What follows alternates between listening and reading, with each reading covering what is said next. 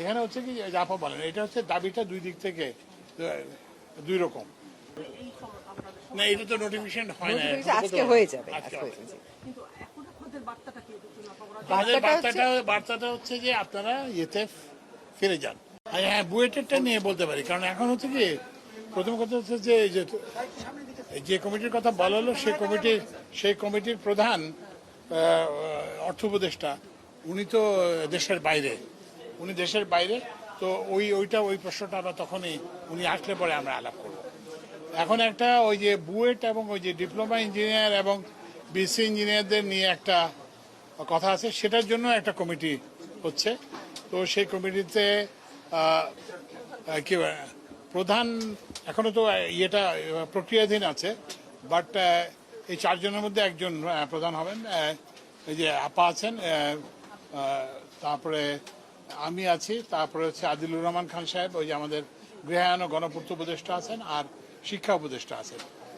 তো আমরা এটা একটা কমিটি গঠন প্রক্রিয়াধীন আছে, এবং এর সঙ্গে এই যে এইসব যারা সংগঠন আছে তাদের প্রতিনিধিরাও থাকবে।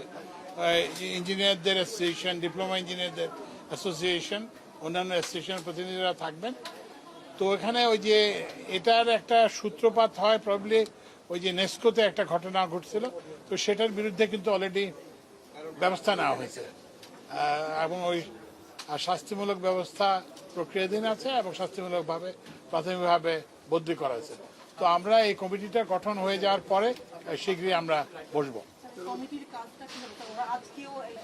না, আগে সেটাই না, কমিটির হচ্ছে কি এখানে হচ্ছে কি আপা বলেন, এটা হচ্ছে দাবিটা দুই দিক থেকে দুই রকম। বিএসসি ইঞ্জিনিয়ারদের দাবি একজন, গ্র্যাজুয়েট ইঞ্জিনিয়ারদের দাবি একজন, আর ডিপ্লোমা ইঞ্জিনিয়ারদের দাবি ভিন্ন। তো আমরা তো হচ্ছে কি সব পক্ষকে শুনে তারপরে আমরা একটা যেটা ন্যায্য যে সমাধান, সেই সমাধান করবো। না, রাস্তায় তো ওই জন্যই তো বললাম, এই কথাটা যে বলতে রাজি হলাম, এটার কারণটাই হচ্ছে এটা, যাতে আপনারা ওরা দেখে এটা বুঝতে পারে যে এটা আমরা সমাধানের জন্য আমরা এই মানে কার্যকর পদক্ষেপ গ্রহণ করব। না না, সে না, এভাবে তো হয় না, মানে যে কোনো উল্টো হতে পারে।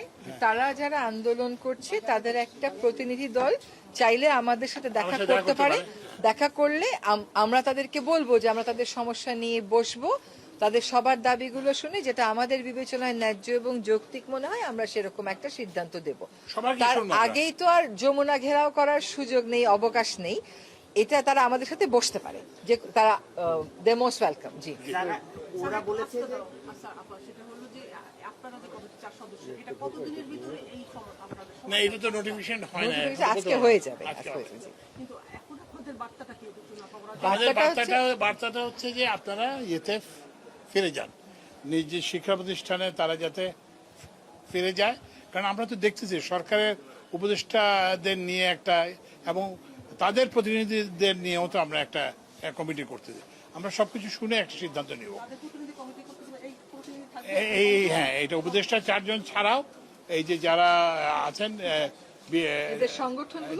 ডিগ্রি ইঞ্জিনিয়ারদের প্রতিনিধি, ডিপ্লোমা ইঞ্জিনিয়ারদের প্রতিনিধি, সবার প্রতিনিধির সমন্বয়ে আমরা আলাপ করে আমরা সিদ্ধান্ত নিব।